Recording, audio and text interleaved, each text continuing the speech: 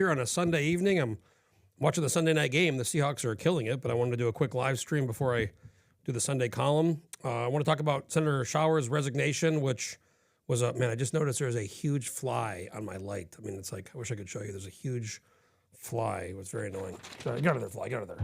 It's like the only thing in my office on is the light, so it's going to be sitting here the whole time and distracting me. Anyways, I want to talk about Senator Mike Shower's resignation, which was a long time coming. Not any big surprise there. He's running with Bernadette Wilson as her running mate. She's running for governor. He's the lieutenant governor running mate. And I want to talk about this First Alaskans Institute, kind of just horrifying media debacle. These folks need some serious PR training or just kind of general how to treat people and be a good person and operate in life training. It's very crazy what happened with an award they gave to John Shively, Great Alaskan, which they took away basically a day later after some Pebble and Donlin mine people, anti-mining people cried and screamed to the board. And it's a very weird situation. So I want to talk about the Shower resigning, what that means, and then this John Shively First Alaskans Institute kind of snubbing him situation. First, I want to thank our sponsors. Obviously, I want to thank John Quick down in the Kenai. John Quick supports independent journalism. He's a big fan of Landmine Live and Landmine Radio. So I want to thank John Quick, not John Shively. I like John Shively too, but I want to thank John Quick for being a sponsor of Landmine Live. Thanks again, John Quick down in the Kenai. And then Ryan Sheldon with Talkeetna's Landing. He's got some great cabins down there. $99 a night. You know, if you're doing some winter, you want to get out of Anchorage, get out of Fairbanks. If you're, sled dog, skiing, if you're doing any kind of outdoor stuff, cross-country skiing, biking, whatever, you want to just get away and relax, Talkeetnalanding.com, Ryan Sheldon. Give him a call. Go to the website. You can book there. You can give him a call and talk to him about the Talkeetna Landing, some great cabins. Mention me for an upcharge. Like, mention me, he'll charge you more. Okay, so don't mention me, you'll get the $99. Mention me, he might charge you some more money. So again, Talkeetna Landing, Ryan Sheldon. Thanks again for being a sponsor. And folks, if you want to be a sponsor of the live stream or Landmine Live or Landmine Radio, the podcast, get a hold of me. I'm happy to share with you the kind of costs on that and some of the analytics. So thanks again for the sponsors, John Quick and Ryan Sheldon with Talkeetna Landing. First thing I'm going to talk about is Mike Shower, Senator Shower, the minority leader, resigned a few days ago. He sent in his resignation letter to Gary Stevens, effective tomorrow. So he's out tomorrow, which triggers a political process where the governor, Dunleavy, appoints someone, a Republican, who's basically a qualified Republican who lives in the district, to the seat, and then they have to be confirmed by a majority of the Republicans, of which there are 10. So you need, I guess, 6 to get confirmed. And the most likely, and he's doing this because he's Bernadette Wilson's running mate. Now, I've heard some kind of rumblings, and I haven't asked Bernadette or Mike Shower, not that they would tell me, but there's been some, maybe all's not well in paradise between them. I don't know how true that is. I've heard from a few people that, Shower is obviously a senator and he's kind of been elected and he's used to having the attention, and now he's kind of running second fiddle, or he's kind of running, I guess, back seat, right? He's was a fighter pilot. I think he was solo, but let's say if he was ever like in an F-15, I don't think he's a back seat guy. He's a front seat guy in the plane. Now he's always been solo, right? So he's the guy. Now he's minority leader in the Senate. He's not about to be. So I figured right away when she announced him, it might be difficult for somebody. He's not much, but he's older than her. He's been elected. He's a minority leader. He was a pilot, kind of the hot dogs, fighter pilot. And then now he's going to be second fiddle to a kind of a young woman who's the top of the ticket. So I don't know. I've heard some rumblings about that, but obviously it's okay because he's resigning to be running mate. He can't be running for governor if he's going to be in, Juneau from January to May. He could, I guess, but lieutenant governor, he could, but it'd be very difficult. He wouldn't be able to raise money. She still would, I think, because they haven't really officially combined until June 1st or whenever they file officially with Division of Elections. June 1st is the deadline. But I also think, he's been there since 2018. He was appointed by Bill Walker, to replace Dunleavy, who you remember resigned in 2018 in January to run for this governor. He was in the Senate. He resigned. There was a whole political mess where they appointed some kind of crazy guy after the Senate rejected this guy, Randall Kawaki. And anyways, inevitably, Mike Shower was appointed and confirmed by the Senate Republicans. So what does this mean? So now the governor has 30 days. The Republicans in the district are going to meet. They sent him up to 3 names. He doesn't have to choose from those names. This was kind of, I think Walker ended up picking somebody off the list, and there was some questions about is that possible, and eventually it was determined by the court that the governor can pick whoever they want as long as they're qualified, which in this case means a Republican who meets the requirements to be 25 years old and live in the district for 1 year and be 3 years a resident of the state. So I think he's going to pick George Rauscher. George Rauscher is already running for the seat, for Shower's open seat. He's respected.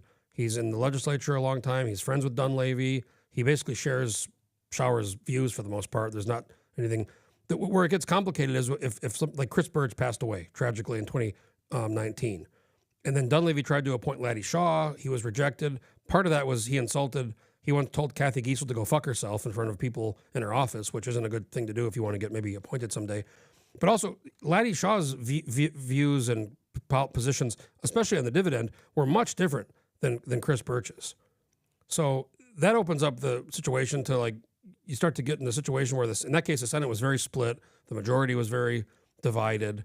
So it was a different kind of scenario. Now you have this majority, bipartisan majority, and a smaller 6-member minority. Now it's the Republicans. It's all the Republicans who have to confirm, not just the ones in the minority. It's all so there's 5 in the majority. There's 5 in the minority after Shower's gone. So I don't think there's any scenario where Rauscher, if it's him, doesn't get confirmed. Now McCabe could put his name in. He's the other House rep. Doug Massey's running for something. He hasn't said if he's going to run for the Senate or the House seat against McCabe. Massey ran against Shower in 2022. You may remember he beat him in the primary, the open primary, which didn't matter. And then I think Shower got spooked, started working really hard. I think Massey maybe kind of got a little bit complacent, didn't work as hard, and then Shower beat him in the general. So it's not going to be Massey. Now, Massey was head of the wildlife troopers under Dunleavy, so he knows him as well. But I think almost 99% it's going to be Rauscher. And then he'll get confirmed, barring some crazy, I can't even imagine. I mean, why the Republicans would want to think about not confirming. It would be a big story. It would blow up. It would, before session starts, it would make no sense. There's been some talk about they could try to mess with Dunleavy because, they're so frustrated with him. But I mean, basically, if you look, only way he wouldn't get confirmed is if every single Republican in the majority, you're talking about Bert Stedman, Kathy Giesel, Gary Stevens, Kelly Merrick, Jesse Bjorkman, they would all have to vote no. I don't see that happening. That would just be kind of dumb and crazy. So then, now, if he appoints Rauscher and he has 30 days, now granted, I think he'll do it in less than 30 days because he knows George, he knows these people, he knows McKay. Even if they send some names over, he knows these people. It's not like they're strangers. They're already in the legislature. Has 30 days. I think it'll probably be done, and unless he wants to wait for some reason, I don't see that happening. I see it being done in a week or two, maybe very quickly. Maybe 2 weeks before Thanksgiving.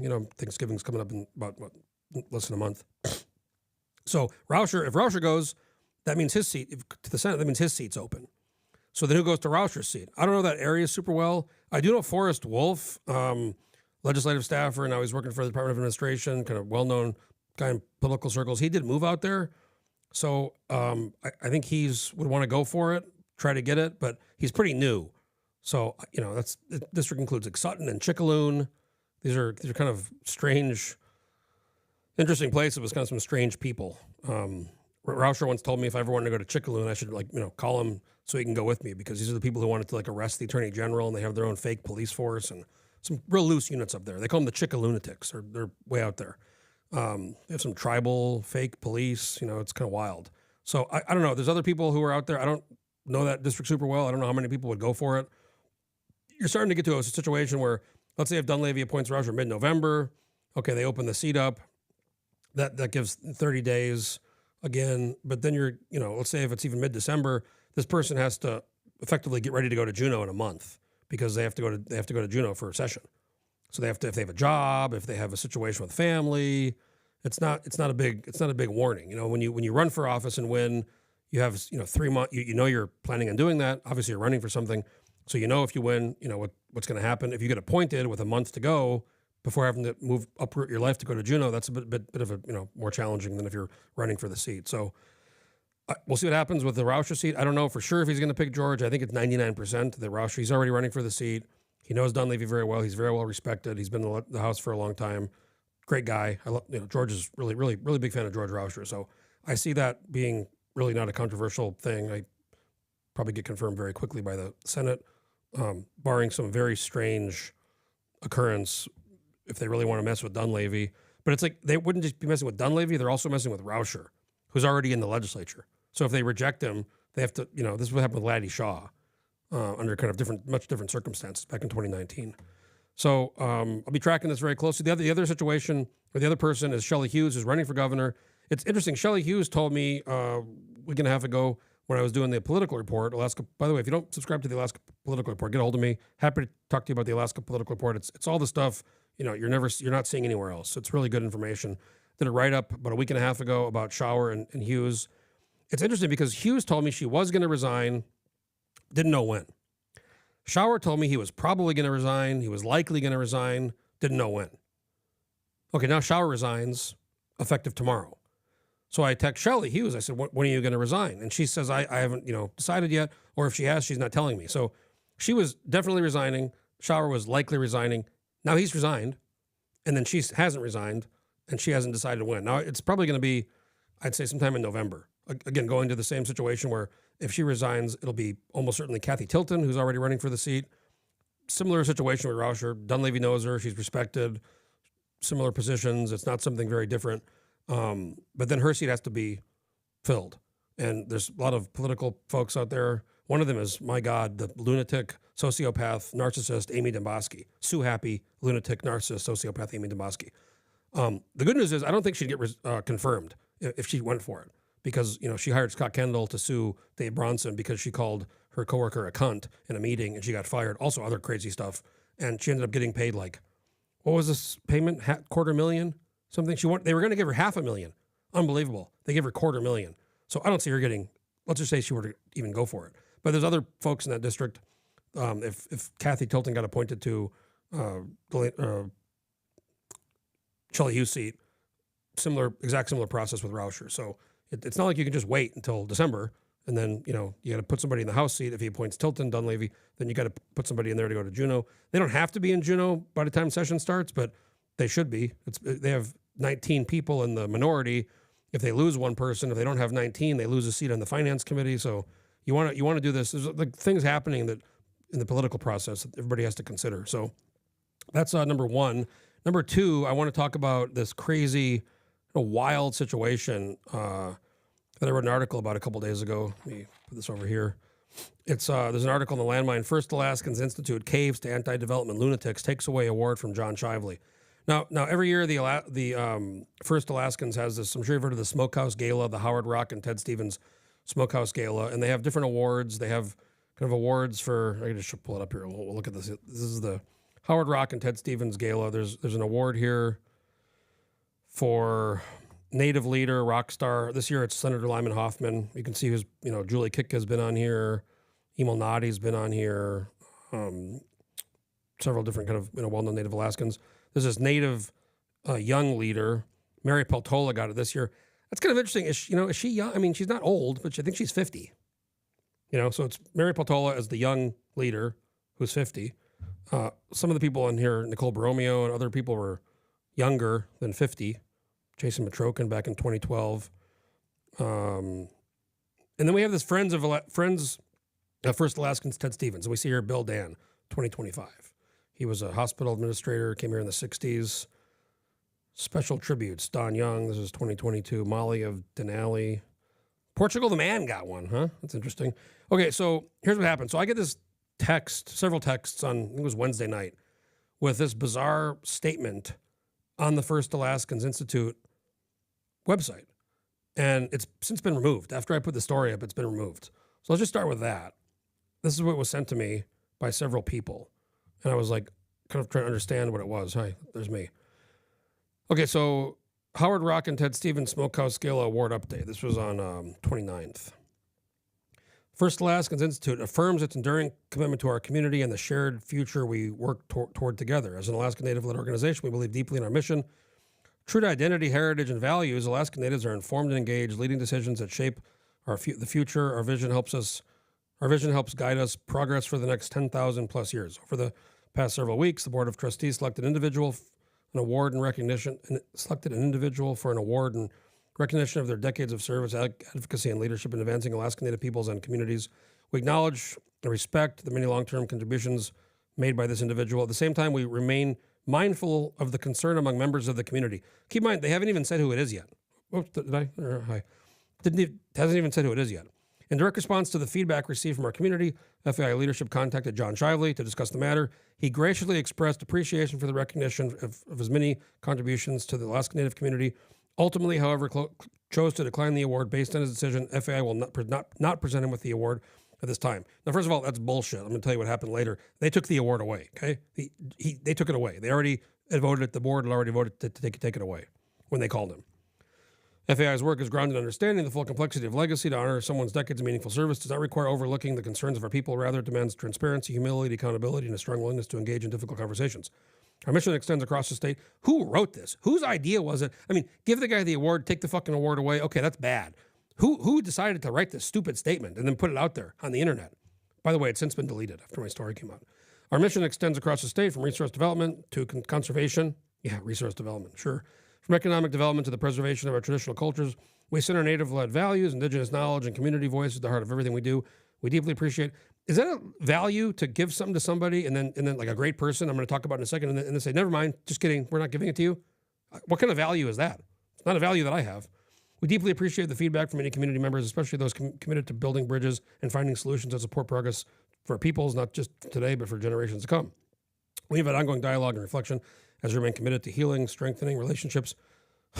Strengthening relationships. Let me give somebody something, a guy who's done so much for the state, and then take it away. But we want to strengthen. By the way, the chair of the board of First Alaskans is Willie Hensley, who goes back like 5 decades with John Shively. John Shively worked. He was the executive vice president of AFN when Willie Hensley was president back in the 70s. So these guys go back like 50 years. He's the chair of the board. Strengthening relationships. Yeah. And ensuring our work is aligned with the peoples we serve. FAI is listening. FAI is learning. FAI remains focused on our peoples first. Well, they aren't focused on John Shively, that's for sure. If you have any questions or would like to share your concerns, please contact info@firstalaskans.org. Kayana Chinan, Gunachesh, all this, thank you here. So that is weird. I mean, why would what person thought it was advisable or smart or okayed that ridiculous statement to put on the website? I didn't even know about the award, to tell you the truth, until I saw somebody sent me that statement. So we go here. Now what happened was, again, this is the Howard. Let me just go here so we know what we're talking about. This award is given to a person that has shown through their support of Native issues and partnership with our common cause that they are friends of the Alaska Native community. So keep in mind, this is the definition of the award. Person that has shown their support, Native issues, and partnership with our common cause, they are friends of the Alaska Native community. Okay, now here's what happened. We have this Facebook post on October 27th. Our 2025 Howard Rock and Ted Stevens Smokehouse Gala. We have Lyman Hoffman. We have the young leader, Mary Peltola, who I think is 50 or 51. Not sure what the definition of young leader is. Then we got the Ted Stevens Award goes to Bill Dan and John Shively. Okay, now, these people removed that, John Shively, but they didn't realize, here's the update. This is the new one. Bill Dan, John Shively, gone. Joseph Stalin, done. They even got rid of his picture. See, there's a picture there. It's even gone. So they didn't realize if you change it, Facebook has a way to go back and look at the previous edits. So they, a couple days later, I think it was like the next day or maybe 2 days later, they deleted it. So that's when I said, wow, what's going on? So I tried to call the First Alaskans. I called the main number. I called this guy, the executive director, Roy. Nobody answered. Somebody answered. Nobody ever got back to me. Left a message. Made several attempts to contact them. I later find out in their bullshit statement about, he voluntarily chose to not take the award, which is not true. But even if it was true, what's he going to do? I mean, you get an award and you call him and say, oh my God, these people from Bristol Bay, it's Bristol Bay people, because Shively, if you don't know, Shively is the CEO of the Pebble Partnership. Okay, he's a Pebble guy. Everyone knows that. It's not a secret. They gave him the award. Willie Hensley, chair of the board, goes back with John 50 years. The Pebble people freaked out, the anti-development people, the anti-mining, also Donlin, Chilista region, he's a mining guy, so they freaked. They threatened to boycott and blah, blah, blah, blah, blah. So the board caved in like a day. Now, who's John Shively? Let me tell you something. I met John Shively about 15 or 16 years ago when I first got involved in politics. He'd worked for a variety. He was with the cruise ship industry. I think it was with Holland America. He had done all these different things. He was always at RDC conferences and he was always at resource events. And I was kind of new. I was in my late 20s, started getting involved in politics. Back then, a lot of people, I mean, even now, people don't want to talk to me. But back then, I was like a nobody. I was working in this IT industry. I didn't know anything about anything. I was involved in politics. I interested in politics. Decided at some point to run for office in 2012. And most people wouldn't talk to me, or they would talk to me briefly. They didn't give a shit. They wouldn't give me time of day. John Shively would always talk to me. He would always take my call. He would meet with me. He was genuinely interested in like listening to me and giving me advice. And he's just a really, really, really good person. So who is John Shively? John Shively came to Alaska in the 60s as a Vista volunteer, so Democrat, okay, and was working in Bethel. But by the way, before that, and I didn't even know this till a couple days ago. Someone told me in Duke, he got arrested for marching at Duke for civil rights, marching for civil rights at Duke in the 60s. Okay, this is the guy they took the award away from because he's so horrible because he wants to have a mine. By the way, he was instrumental in Red Dog mine when he was at Nana for years, and Red Dog pays like 90% of the revenues to the Northwest Arctic Borough, and has employed thousands of Alaskans since 1989, and Native Alaskans in the region.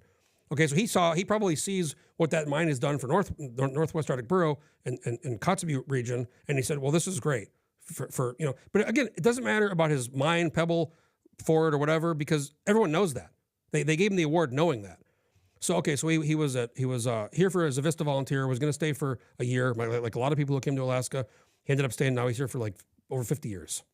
He met Willie Hensley. He met Byron Malott back then. He was involved with AFN. He was involved in getting a grant through the Office of Economic, the Office of Economic Cooperation. The grant eventually funded what is now the Yukon-Kuskokwim Health Corporation and the Norton Sound Health Corporation. He was at AFN. He was at Nana. He helped with Red Dog. He was at Rule Cap. I mean, this guy has done all these things over the years, over the last 50 plus years. And totally, somebody you'd want to give the award to. And they gave him the award. It's actually funny. Here's the funnier part. It's almost as funny. Bill Dan, who I don't know, he was given the award. It's funny. Here's on their website. Born and raised in California and attended Cornell for hospital administration, he was then stationed at Alaskan Native Medical Center in Anchorage in summer of 1968. While managing ANMC, Bill met John Shively, who was seeking sources of funding to build and stabilize AFN. So John was helping with AFN. He got this grant. I think this Norton guy ended up working at Norton Sound, who John Shively helped get money to create through this Office of Economic Cooperation in the federal government. So it's just like wild that they gave him the award. Knows who he is. Willie Hensley. They were working together back in the early 70s at AFN. He's chair of the board. I just can't believe you would do this to your friend. Maybe they're outvoted. We can go to the board here. It's who else is on there? It's Sam Keto. Let me go to the board here. Show you who we are. Board of Trustees. Okay, Willie Hensley, his friend. Sam Keto, great guy, lobbyist, been around forever, great stories. Val Davidson. She probably has political ambition, so maybe she wanted to quash him. Richard Glenn, he's a North Slope Borough guy, I think. I don't really know him. Sven Hawkinson, Sylvia Lang, Georgiana Lincoln, Rosita Whirl. Rosita's great. She's Southeast Alaska. So I don't know. They have 8, so I guess you need 5 to end it. And that's what they did. Now, if I'm Lyman Hoffman, again, they aren't probably going to do this, but if I'm Lyman Hoffman or the young winner, Nate Mariapatola, the young 50-year-old young winner of that award, or really, if I'm Bill Dan, who obviously has gone back with John Shively to the 60s, I am not taking their award. If I'm Bill Dan and they did it to John Shively, I'm saying, I don't want it. You can have it back. I'm not going to show up. Fuck your award. That's what I'm doing if I'm Bill Dan. I don't know Bill Dan, but that's the courageous, right thing to do. I don't know what Lyman Hoffman's going to do. He probably doesn't maybe hear about John Shively, the youth leader, Mary Peltola, the young leader. I'm not sure what she's going to do. But, the whole thing now, it's going to be overshadowed by this. It's November 22nd at the Marriott. I just think this kind of demonstrates how decision-making, a bad decision, can lead to horribly worse decisions. So they give them the award. Great decision. Take the award away. Bad decision. Put out some bizarre, cryptic statement that doesn't really say anything other than we want to have we're standing by our values, even though they just took the award away from the guy. Lied about him even if he agreed to not take it, which I'm sure he probably did because he's a good person, they already voted to take it away. Put out the statement, change the Facebook post to cut him out, take out his picture and his name, which I can see through the edits. Take the statement down after this article comes out. Maybe they didn't think anybody was going to see. I don't know what they thought, but whoever's in charge, they need some media training. or just some kind of life training about how to be a person and how to treat people. Unbelievable. So that's just, I'm very angry about it because John has always been really, really good to me, and he always talked to me, answered the phone, met with me. He's a very, very, very good person who's done a lot for the state, more than probably almost anybody. He's done more for the state. There's probably a handful of people, a few dozen maybe, I don't know, not many people that have done more for this building the state. He was here right after statehood, 10 years after statehood. The Norton Sound YKHC thing, working at AFN, working at Rural Cap, working at NANA, helping with Red Dog Mine. I mean, all these things. And they just succumb to these lunatics who are anti-development. People can be complicated. They can have done a bunch of great things, and they can do something that maybe some people don't like. Maybe they don't like Pebble. A lot of people don't like Pebble. Fine. It doesn't define him. And if it does, why would they give him the award in the first place? You see, this is the kind of crux of the whole idiocy of this whole thing that is now blown up. I mean, now it was like maybe they thought nobody was going to see their. Several people sent it to me, and it didn't take me very long to track down what happened. It took me about, a couple of hours. So just a whole totally avoidable, forced error. By the way, that baseball game last night, I don't know if you watched World Series Game 7, 11 innings. I mean, unbelievable game. Maybe one of the best baseball games I've ever seen. Maybe one of the best baseball World Series games ever. So just to recap, Shower's out, probably going to be George Rauscher. We'll see how that process plays out. This First Alaskans thing, go to the Landmine website. You can read the story. It's been shared several times. It's kind of gotten a lot of traction. First Alaskans Institute, Caves to Anti-Development Lunatics, takes away award from John Shively. Go to the Landmine website. Folks, tonight's Sunday column will be out later this evening. I got some great stories I'm cooking up for this week. It'll be out here earlier this week. And I cannot believe it's November, and Thanksgiving is, what is it, a month? Not even a month away. It looks like it's 1, 2, 3, less than a month away, Thanksgiving. So unbelievable. Again, I want to thank my sponsors for the Landmine Live, John Quick down in the Kenai for supporting independent journalism, and Ryan Sheldon with Talkeetna Landing. You want to get away from Anchorage or Fairbanks or wherever you are, go to Talkeetna Landing, $99 a night. They got Talkeetna is a great place, and the cabins are really cool, so check that out. I want to thank you guys for watching Landmine Live. If you want to sponsor the live stream, sponsor the podcast, get a hold of me. Happy to share that information with you, the costs and the analytics and all that. So thanks again for watching.